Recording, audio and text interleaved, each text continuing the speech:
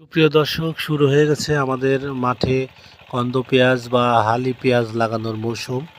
আমরা হালি পেঁয়াজ বা কন্দ পেঁয়াজ লাগানোর পূর্বে যে জমি যে চমৎকার করে এর প্রক্রিয়া করা হয়, সেটা মাটি কিভাবে চাষ করতে হয়, পাওয়ার টিলার দিয়ে কয়টা চাষ করতে হয়, কিভাবে মাটি কতটুকু নরম করতে হয়, তার সমস্তটাই করছে কৃষকেরা।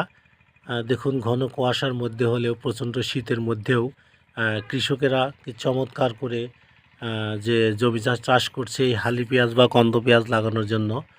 খুব একটা চমৎকার দৃশ্য। আসলে গ্রাম বাংলার এই দৃশ্যগুলোর জন্যই গ্রাম বাংলায় আমার সবুজে ঘেরা প্রকৃতিতে, এবং মাঠ